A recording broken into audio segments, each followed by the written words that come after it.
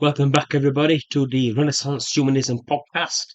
In today's episode, I will be discussing France and Turkey feuding over control in Africa, particularly over the former imperial territories of the French Empire. Okay, let's begin. The Republic of France and the Republic of Turkey have not been getting along in the last few years, with President of Turkey Recep Tayyip Erdogan. It's Recep Erdogan, spelled Erdogan,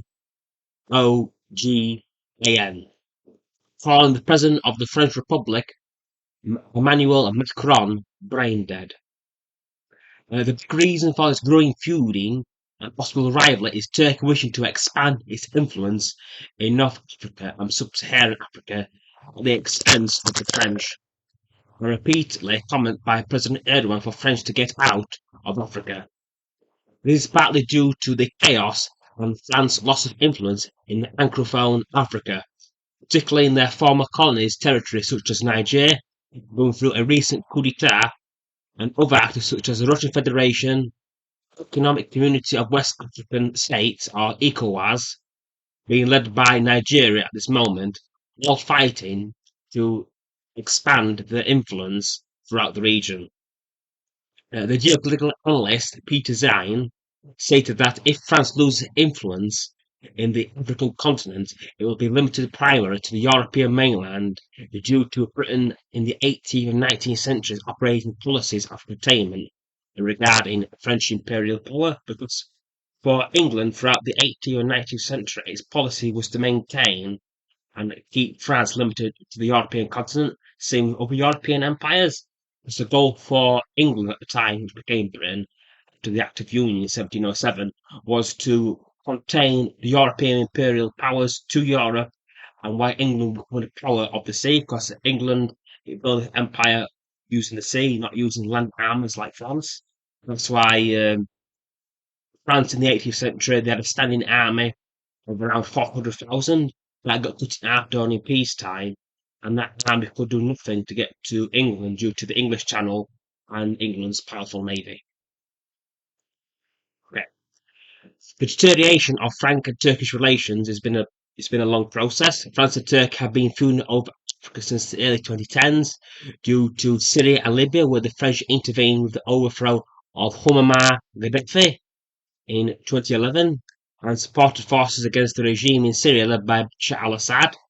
He's a Syrian politician who is the current and 19th president of Syria since the 17th of July 2000.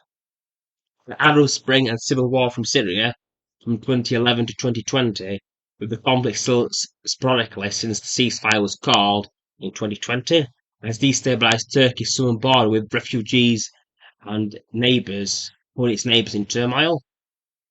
Another reason for the deteriorating Turkish and French relation is that in 2014, France and other European Western powers supported Syrian democratic forces, including the YPJ, a Kurdish separatist group wishing for independence. An independent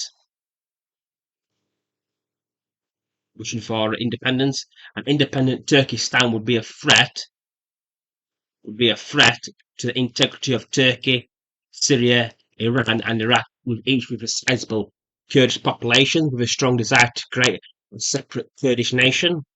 With the French and others supporting the YPG, they have become a direct threat to the current territorial integrity of the Republic of Turkey, which has existed in its current form since 1923. This is a classic case of nations having interests, not friends. Western political powers and the Turkish Republic clash over each other's geopolitical interests in different regions.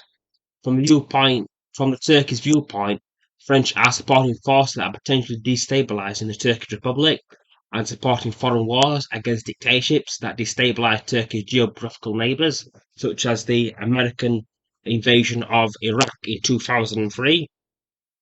Regarding Libyan conflict, the French and Russians supported Khalifa, that's Khalifa, and his last name is Belgam. Sound like Belgium, but I'm butchering that. and finally it's Haftar, it's Haftar, with Turkey and the rest of NATO alliance supporting the Libyan national government of national accord.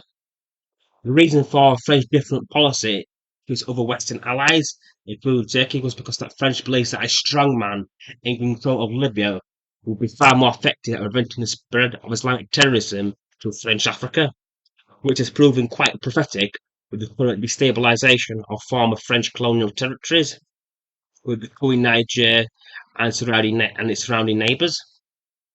So the key takeaway from this episode is that nations, they don't have friends, they have interests, and a lot of interests are aligned. They'll have close relations, or at least cooperative relations.